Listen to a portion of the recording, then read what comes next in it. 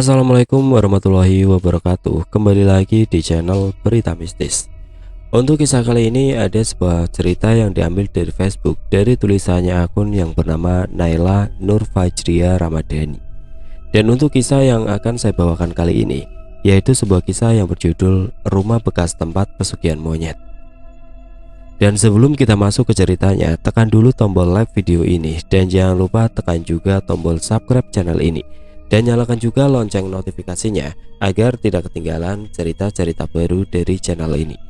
Dan bagi teman-teman yang ingin membaca langsung ceritanya, nanti silahkan saja kunjungi linknya yang nanti akan saya sertakan di kolom deskripsi. Dan seperti apa untuk kisah kali ini? Langsung saja kita simak berikut ini.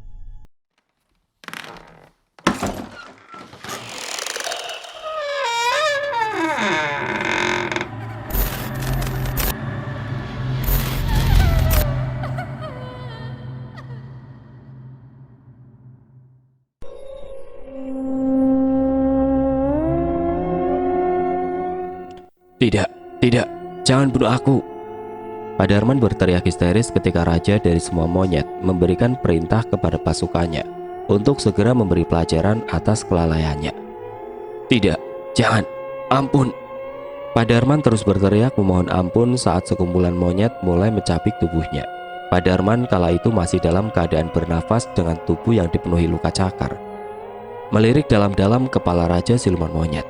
Ia berharap dirinya masih mendapat ampun darinya dan memulai semuanya dari awal lagi. Namun semua dirasa telah terlambat. Ketika seorang monyet bertubuh besar menindih tubuhnya dan mengoyak dada Pak Darman dengan buas. Lalu monyet itu mengambil jantung Pak Darman dan dimakannya dengan rakus bersama kawanan monyet yang lain. Raja dari siluman monyet itu tersenyum puas. Tawanya menggelegar, membuat siapa saja yang mendengarnya akan bergidik ketakutan. Lalu segerombol monyet itu membawa tubuh Pak Darman secara misterius ke alamnya. Sehingga warga saat ini masih bertanya-tanya di mana keberadaan Pak Darman sekarang. Sesaat sesudah semuanya mengetahui bahwa Pak Darman terlibat pesugihan monyet dan banyak mengorbankan tumbal. Tahun 2002. Ayo semuanya, sudah siap pindah ke rumah yang baru? Tanya Handoko kepada istri dan putri sematawayangnya yang masih berumur 5 tahun itu. Ayo, sini sayang, mama gendong sampai ke mobil. Seru Bu Deswita sambil menggendong Aruna menuju mobil. Lalu keluarga itu mulai meninggalkan kontrakan mereka dan meluncur ke Tulung Agung untuk menempati rumah barunya. Mah, kita mau jalan-jalan ya? Tanya Aruna dengan lugu. Iya sayang, kamu senang? Tanya papanya. Aruna hanya mengangguk kecil sambil menikmati pemandangan yang terlintas melalui kaca mobilnya. Mah, lihat, ada kera. Tunjuk Aruna ke sebuah jalan depan mobilnya. Sontak papanya yang kaget segera menekan rem mobil secara mendadak dan memastikan perkataan putrinya itu. Mana sayang, nggak ada, ucap mamanya sambil melihat sekeliling jalanan. Ayo semuanya masuk mobil, kita sudah harus segera sampai di sana sebelum hari menjelang malam, suruh papanya kepada mereka. Aruna lalu masuk, digandeng mamanya menuju mobil sambil matanya terus menatap ke belakang. Seolah anak ini melihat sesuatu yang tidak dapat dilihat oleh orang lain. Matanya bergerak naik turun seperti menyaksikan sesuatu yang sedang berloncatan kemana-mana. Jalur yang mereka tempuh lumayan jauh dari tempat tinggal mereka dulu, sehingga mengakibatkan mereka sampai kemalaman di rumah barunya. Sayang, Aruna, bangun, kita sudah sampai, ucap mamanya sambil tangannya menepuk pelan pipi sang anak. Kehadiran mereka disambut oleh seorang lelaki parubaya yang menggunakan peci di kepalanya serta sarung yang dililitkan di tubuhnya. Ya, itulah Mang Kadir. Ia bertugas menjaga dan membersihkan rumah itu setiap hari. Namun ia tidak menginap di rumah itu karena ia di rumah juga memiliki seorang istri dan anak yang masih bayi. Jadi setiap pagi dan sore dia selalu warawiri untuk sekedar memastikan bahwa keadaan di rumah itu benar-benar aman sampai penghuni baru di rumah itu menempatinya. Selamat datang Pak, Bu. Lucu sekali kamu, siapa namanya? Ucap Mang Kadir ramah sambil matanya terus melirik Aruna yang saat itu sedang bersembunyi di belakang tubuh mamanya. Sayang, ditanya kok diem aja. Namanya Aruna, Pak, sahut Pak Handoko kepada Mang Kadir. Pak, ini kunci rumahnya. Semuanya sudah saya bersihkan. Semoga Bapak sekeluarga betah tinggal di sini. Saya permisi mau pamit pulang dulu. Kalau Bapak perlu sesuatu, Bapak tinggal panggil saya saja. Rumah saya berada di ujung kebun itu, ucap Mang Kadir sambil menunjukkan letak rumahnya. Loh, tidak menginap saja di sini, Pak? Tanya Pak Handoko. Tidak, Pak. Saya masih harus membantu istri saya mengurus bayi. Saya permisi ya, Pak, balas Mang Kadir dan berlalu menuju rumahnya, meninggalkan Pak Handoko dan keluarganya. Sambil sesekali matanya melirik ke rumah yang berpagar besi itu. Kejadian demi kejadian kini mulai dialami oleh keluarga Handoko. Teror dan suara-suara monyet mulai membuat mereka merasa tidak nyaman. Terlebihnya pada Aruna, sang anak yang sepertinya peka akan kehadiran mereka. Mah, ayo kita pulang dari sini, Mah. Una nggak mau tinggal di sini. Di sini banyak kera, Mah. Una takut. Aruna tiba-tiba merengek menangis sambil tangannya terus menunjuk ke atap-atap rumah itu. Mah, Aruna ngomong apa sih? Tanya papanya penuh heran. Tidak tahu, Pak, sahut Bude Suwita, juga kebingungan melihat tingkah aneh putrinya. Sayang, dengerin Mama. Di sini gak ada kera. Kera itu adanya di hutan, ucap mamanya lembut kepada Aruna. Beneran, Mah, Una gak bohong. Itu juga ada orang yang dadanya bolong. Dia manggil-manggil Aruna, Mah. Aruna takut. Ayo pulang, Mah, ayo. Aruna terus merengek meminta pulang, sambil tangannya terus menggelandang tangan mamanya. Aruna, sudah deh, jangan mulai. Rumah ini itu Papa beli dari hasil keringat Papa sendiri. Susah payah, Papa banting tulang ngumpulin uang untuk membeli rumah ini. Sekarang giliran kita sudah punya rumah baru. Kamunya mengarang cerita aneh-aneh. Ayo, buruan masuk. Sudah malam, Papa capek mau istirahat. Pak Handoko tiba-tiba membentak Aruna yang terus merengek meminta pulang, membuatnya semakin mengencangkan suara tangisannya karena ketakutan dan bersembunyi di balik tubuh mamanya. Sudah, Una, di sini tidak ada apa-apa. Lain kali jangan buat papamu marah ya, Nak. Dia juga capek seharian menyetir, menempuh perjalanan jauh. Ayo masuk, sayang, jelas mamanya kepada putri kecilnya, lalu menggandeng tangannya untuk masuk ke dalam. Aruna mengikuti mamanya dari belakang sambil mukanya terus ditutupi dengan satu tangan. Nah, Aruna, sekarang kan udah gede, jadi sudah harus mulai berani bubuk sendiri ya, seru papanya. Enggak, Pak, Aruna pengen bubuk sama mama papa. Aruna takut bubuk sendirian, balas Aruna. Dari raut wajahnya masih tersirat jelas bahwa ia sedang ketakutan oleh sesuatu. Gak apa-apa, sayang, nanti mama temenin kamu sampai tidur ya di kamar kamu, sahut mamanya menenangkan. Aruna mengangguk pelan. Lalu kedua orang tuanya berjalan ke kamar tengah menunjukkan letak kamar tidur putrinya. Nah, ini kamar kamu, sayang. Bagus kan? Ucap papanya. Aruna memandangi seluruh bagian kamar. Tidak lupa ia juga memperhatikan setiap sudut-sudut ruangan yang masih terasa asing baginya. Lalu perlahan masuk ke kamar itu, disusul mama dan papanya. Bagaimana, sayang? Kamu suka? Tanya papanya. Aruna hanya menganggukkan kepala tanpa berkata apa-apa kepada kedua orang tuanya. Mah, Aruna ngantuk. Ya sudah, mama temenin kamu bubuk di sini ya, sahut mamanya sambil menggendong Aruna menuju tempat tidurnya. Mah, kamu temanin Aruna dulu ya sampai dia tidur. Aku ke kamar dulu istirahat. Ini buah-buahan untuk Aruna. Siapa tahu malam nanti dia lapar. Soalnya kita belum belanja untuk keperluan dapur. Jadi di sini masih belum ada makanan, seru papanya sambil berlalu meninggalkan mereka berdua. Saat Aruna sudah terlelap, mamanya pergi ke kamar menyusul suaminya dan meninggalkan Aruna tidur sendirian di kamar itu. Saat itu jam sudah menunjukkan pukul 2 dini hari. Suasana rumah baru yang dibeli Pak Handoko serasa sepi mencekam pada malam hari. Tiba-tiba datang suara monyet dari dalam kamar Aruna dan menjatuhkan barang, membuat Aruna kala itu terbangun dari tidurnya. Gadis itu mengucek-ngucek matanya dan beranjak dari tempat tidur untuk sekedar memastikan suara yang membuatnya terbangun. Aruna terkejut ketika mendapati segerombolan monyet tengah mengacak-ngacak kamarnya dan menjatuhkan piring buah yang sudah disiapkan oleh papanya. Sebagian monyet berebut buah pisang yang berjatuhan di lantai, membuat suasana kamar Aruna menjadi kapal pecah, ditambah suara gaduh mereka yang bersaut-sautan. Monyet itu terus-menerus meloncat ke sana kemari, membuat Aruna menjadi merasa tidak nyaman berada di kamar itu. "Dasar kera nakal, pergi tidak kamu? Kalau tidak, aku pukul nanti pakai sapu," ucap gadis lugu itu kepada kawanan monyet. Papa dan mamanya yang kala itu mendengar putrinya berteriak, langsung berhamburan datang ke kamarnya dan memeriksa apa yang terjadi. "Ada apa sayang? Ya Allah Aruna, kenapa kamarnya diberantakin begini? Ayo bereskan." Papanya yang saat itu masih berdiri di depan pintu dikagetkan oleh suasana kamar putrinya yang seperti sengaja diacak-acak. "Bukan Una, Pak, tapi kera-kera ini yang berantakin kamar Una," ucap Aruna berusaha meyakinkan kedua orang tuanya. "Aduh mah, kenapa dengan anak kita ini selalu yang dibicarakan kera lagi? Bosan aku mendengarnya," seru papanya dengan sikap kesal kepada istrinya. "Sudah Pak, namanya juga anak kecil. Sana, lebih baik Papa istirahat, kembali ke kamar. Biar Mama beresin kamar Aruna dulu sambil menemaninya tidur," kata Bu Deswita kepada suaminya. Semakin hari suasana rumah itu seakan menjadi teror bagi keluarga Handoko.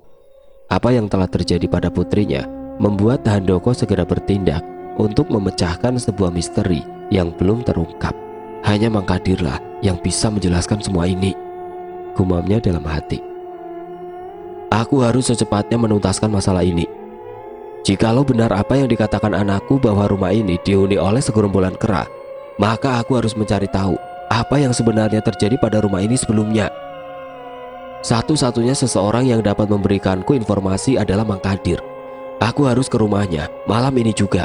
Aku tidak ingin jika anak dan juga istriku tinggal tidak nyaman di rumah ini." Pak Handoko lalu mengambil jas hujan kemudian pergi keluar rumah menuju kediaman Mang Kadir. Saat itu, kebetulan hujan di luar sangat deras. Gemuruh petir yang bersaut-sautan tidak membuat Pak Handoko gentar untuk melanjutkan niatnya memecahkan misteri yang mengganggu keluarganya itu. "Loh, Papa mau kemana? Lagi hujan lupa di luar." Tiba-tiba istrinya muncul dan menahannya untuk pergi. "Sudah, Mama tunggu di rumah saja, jaga Aruna. Papa masih ada urusan. Jangan lupa, sebelum aku pulang, tutup dan kunci seluruh pintu dan jendela, supaya tidak terjadi hal yang tidak diinginkan," tuturnya pada istrinya. Lalu ia melangkah pergi keluar rumah. "Aneh, mau kemana Papa malam-malam begini? Emangnya tidak bisa ya kalau harus nunggu besok?" Bu Deswita mengomel sendiri melihat sikap aneh suaminya. Aruna yang kala itu sedang mengintip dari balik pintu kamarnya tiba-tiba keluar dan memanggil mamanya. "Mah, Papa kemana?" tanya gadis kecil itu. "Nggak tahu sayang, tidur lagi yuk," ajak mamanya padanya. "Aruna tidak bisa tidur mah, temani Aruna nonton TV aja ya mah, sambil nunggu Papa pulang." Mamanya hanya mengangguk menuruti permintaan gadis kecilnya, lalu segera menggendong dan mendudukannya di sebuah kursi sofa panjang yang berada di ruang tamu. Pak Handoko terus mengayunkan kakinya. Jalanan yang becek tidak menjadi masalah baginya. Dari pepohonan yang menjulang tinggi, semak belukar, dan juga kebun-kebun ia telusuri demi sampai pada tempat tujuannya. "Lumayan jauh sekali rumah Mang Kadir ternyata," ia berbicara sendiri di tengah perjalanannya sambil sesekali mulutnya menguap karena kantuk yang dibawanya. Tiba-tiba ada suara kera muncul dari sebuah kebun yang berada di depannya, membuat Pak Handoko kaget disertai penasaran. Ia menghentikan langkahnya sejenak, lalu mengintip dari sebalik pepohonan yang rimbun yang berada di sekitar kebun. Rupanya ada segerombol kera yang tengah memakan sesuatu. Krak! Dengan tidak sengaja kaki Pak Handoko menginjak dahan ranting kering yang jatuh di tempat ia berdiri. Sontak para monyet itu berhamburan menuju suara tadi, dan salah satu monyet tidak sengaja telah mencakar lengan Pak Handoko. "Ah, perih!" Pak Handoko merintih menahan sakit. "Dasar kera sialan, untung saja sudah pergi. Kalau tidak, mungkin sudah aku tembak pakai senapanku." Pak Handoko lalu berjalan melangkah, melihat apakah gerangan yang dimakan kera-kera tadi. Perut Pak Handoko mual. Ia seperti mau muntah dan kepalanya mendadak menjadi pusing setelah ia tahu apa yang dimakan segerombolan kera itu. Apa ini? Seperti daging. Tapi apa iya ada kera pemakan daging di dunia ini? Dan daging apa ini?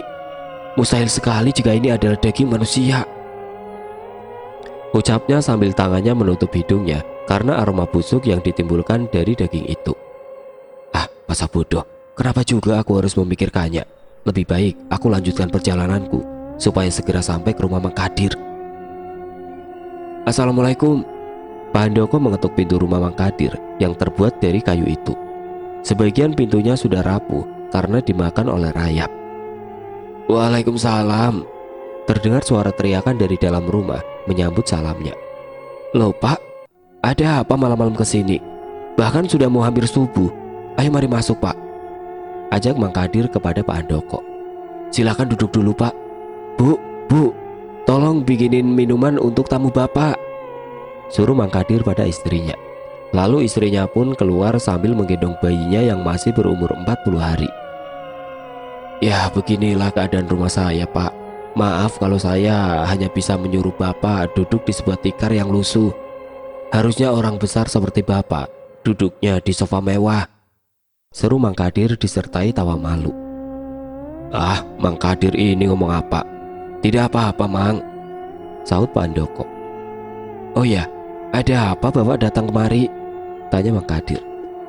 Jadi begini Mang, saya ingin mempertanyakan suatu hal yang menurut saya janggal. Ini dialami oleh putri kecil kami. Sebenarnya dulu apa yang terjadi pada rumah itu Mang, sebelum kami menempatinya?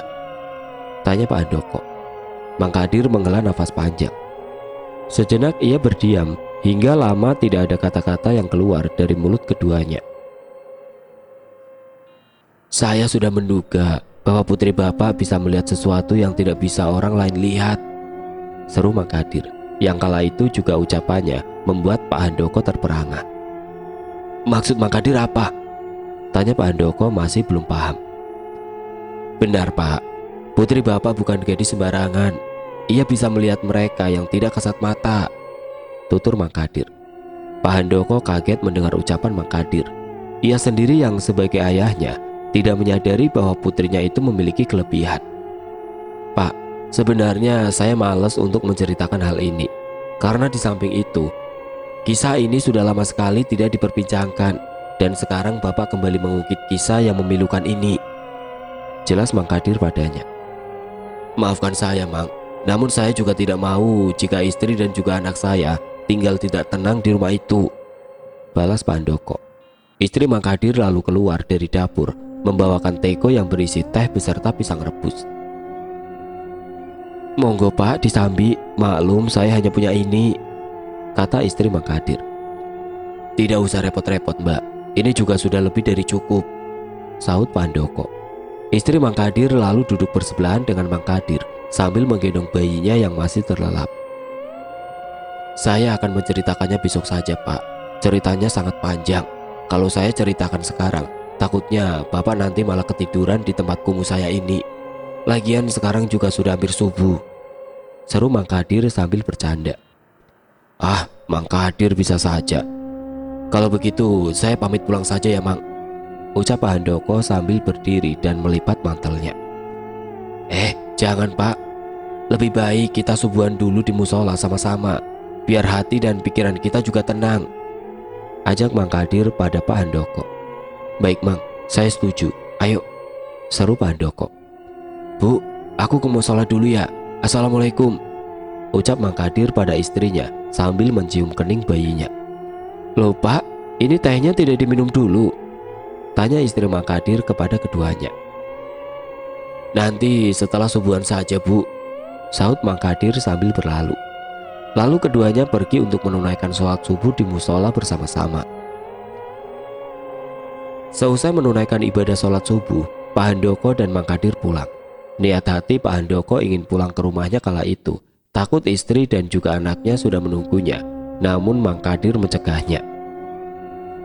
Mang, saya pamit pulang dulu kalau begitu, istri saya pasti sudah menunggu, ucap Pak Handoko sambil memakai sendalnya dan membenahi sarungnya yang agak melorot.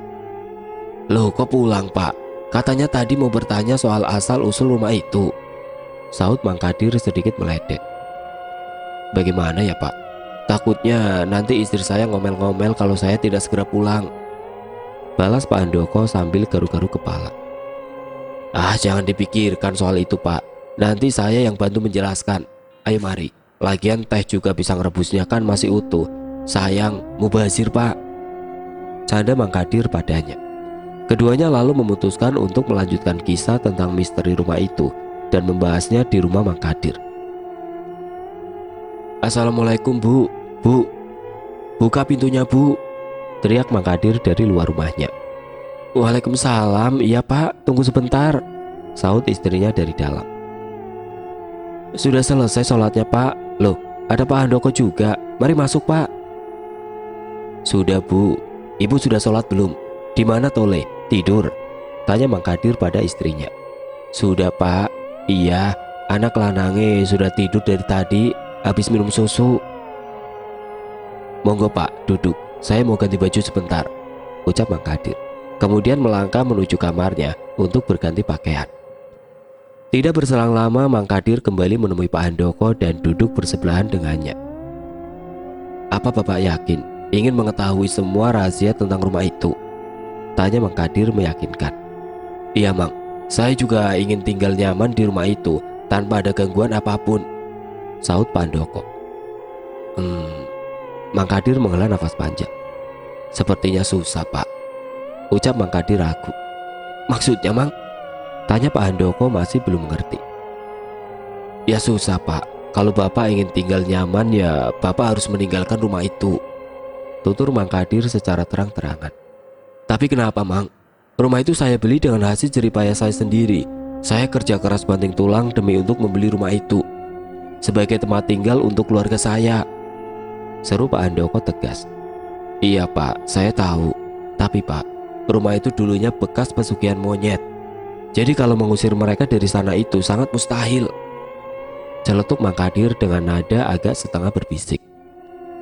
Kenapa mustahil Mang? Kita bisa panggil orang pintar untuk mengusirnya, kekeh Pak Handoko. Ia tetap bersikeras memperjuangkan rumah yang baru dibelinya itu. Sudah Pak, dari dukun, ustadz maupun orang pintar sudah dipanggil, tapi itu hanya bersifat sementara. Segerombolan kera itu datang lagi ke rumah itu, jelas Mang Kadir. Kenapa bisa seperti itu Pak? Tanya Pak Handoko. Ia sudah mulai penasaran dengan cerita Mang Kadir.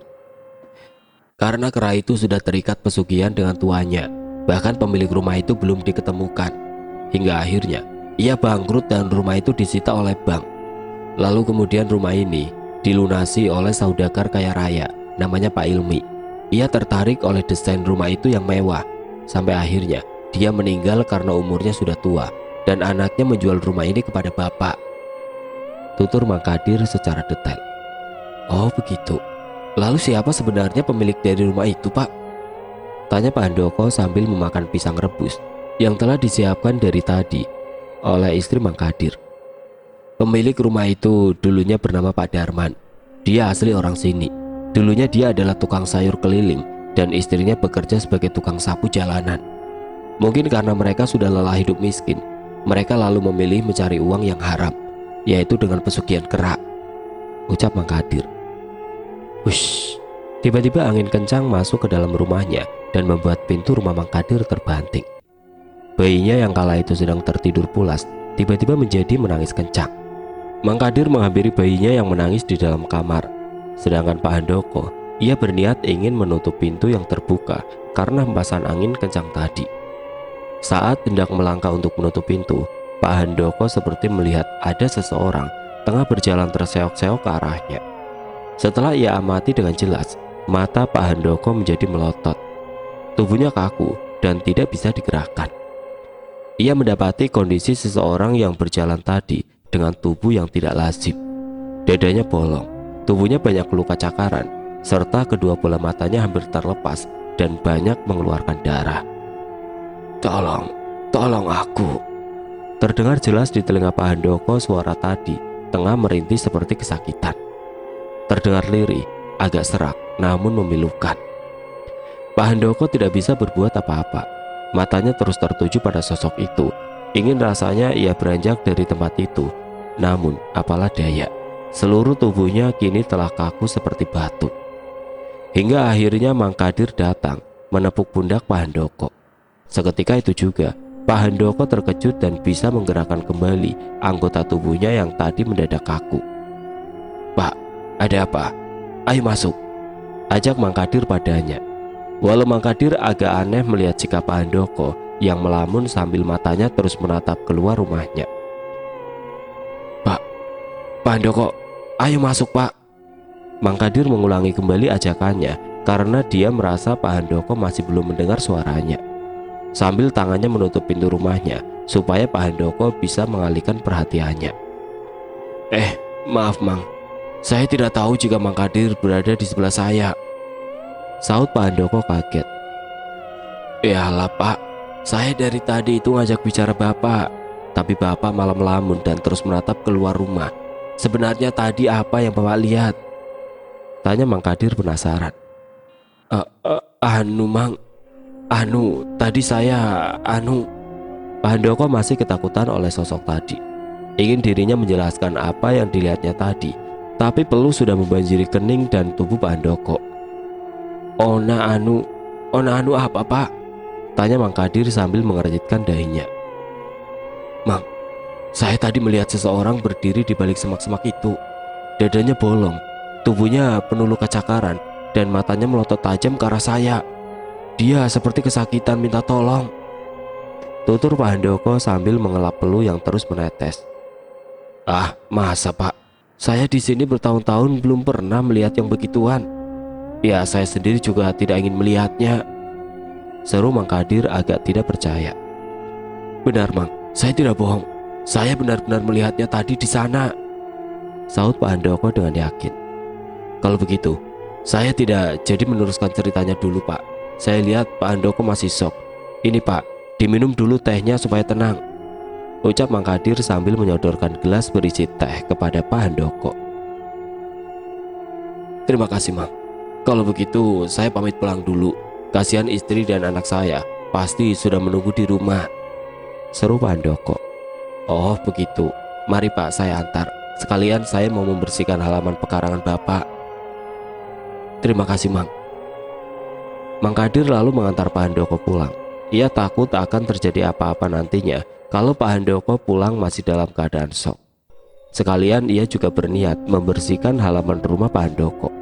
Hitung-hitung cari uang tambahan untuk beli susu si Tole. Ketika Pak Handoko dan Mang Kadir sampai di rumah, alangkah terkejutnya mereka berdua. Mereka mendapati seisi rumah itu berantakan, padahal pintu rumah masih dalam keadaan terkunci. "Astaga Pak, mengapa rumah Bapak seperti kapal pecah begini? Apa mungkin ada maling ya Pak?" tanya Mang Kadir kepada Pak Handoko. "Entahlah Mang, kalau maling jelas tidak mungkin. Pintunya masih dalam keadaan terkunci kok, dan saya bawa kunci cadangannya," saut Pak Handoko dengan nada sedikit heran. "Istri Bapak dan anak Bapak di mana?" tanya Mang Kadir. Pertanyaannya membuat Pak Handoko terkejut dan baru teringat akan mereka. "Oh iya, Mama, Aruna."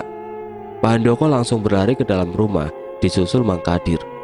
Ia lalu mencari istri dan anaknya di setiap ruangan rumah itu, dibantu oleh Mang Kadir. Mereka berdua panik, takut akan terjadi sesuatu pada Bu Deswita dan Aruna. "Pak, sini, istri Bapak ada di halaman belakang," teriak Mang Kadir kepada Pak Handoko yang masih terus mencari di dalam rumah. Mang Kadir terkejut. Ia menemukan istri Pak Handoko terkapar di halaman belakang rumah itu. Banyak luka bekas cakaran di tubuhnya. Selang beberapa menit, Pak Handoko datang dengan tergopoh-gopoh menghampiri Mang Kadir. "Ya Tuhan, Mama, bangun Ma. Apa yang terjadi sama kamu? Di mana anak kita Aruna Ma?" "Mang, apa yang terjadi dengan istri saya Mang?" Pak Handoko berteriak histeris sambil terus menggoncang-goncangkan tubuh istrinya yang masih belum sadarkan diri. "Saya tidak tahu Pak, saya menemukan ibu sudah dalam keadaan seperti ini," saut Mang Kadir. Ia juga ikut prihatin atas musibah yang menimpa keluarga Handoko. Mang Kadir dan Pak Handoko lalu membawa Bu Deswita ke dalam dan membaringkannya di sebuah sofa panjang di ruang tamu. Ini Pak, saya kebetulan membawa minyak gosok. Coba Bapak oleskan ke hidung istri Bapak. Siapa tahu nanti langsung ciuman. Seru Mang Kadir sambil menyerahkan minyak gosoknya kepada Pak Handoko. Terima kasih banyak Mang, balas Pak Handoko. Lalu Pak Handoko mulai mengoleskan minyak gosok itu tipis-tipis di sekitar area hidung istrinya. Selang beberapa menit akhirnya istri Pak Handoko sadar. Alhamdulillah Mah, akhirnya kamu sadar juga, ucap Pak Handoko penuh rasa syukur. Namun tiba-tiba setelah Bu Deswita sadar, ia malah menangis histeris sambil terus memanggil nama putri semata wayangnya itu. Pah, Aruna Pah, Bu Deswita berkata dengan sesegukan. Air matanya terus mengalir membanjiri pipinya. Aruna kenapa Mah?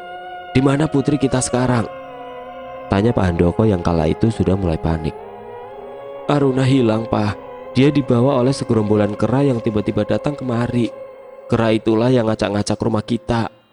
Kera itu juga mencakar Mama sampai tubuh Mama menjadi begini, dan mereka membawa Aruna pergi. Ternyata putri kita tidak pernah berbohong Pah. Rumah ini memang dihuni oleh segerombolan kera, tutur Bu Deswita kepada suaminya. Seketika itu juga Pak Handoko langsung jatuh tersungkur.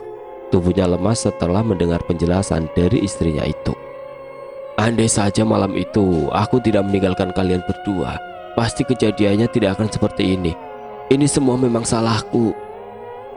Pak Handoko terus menangis sambil menyesali perbuatannya karena telah meninggalkan istri dan juga anaknya sendirian di rumah ini. Tangannya terus menampar pipinya sendiri hingga warna merah keluar dari kedua pipinya. Pak, sudah cukup Pak. Ini semua bukan salah Bapak. Pasti yang menculik putri Bapak adalah para kera pesugihan itu. Lebih baik Bapak ikut saya. Kita pergi ke rumah Ustadz Hidayat untuk meminta bantuan. Mang Kadir mulai menenangkan Pak Handoko yang sudah hilang kendali dan mengajaknya untuk meminta bantuan Ustadz yang sering menolong warga di sana.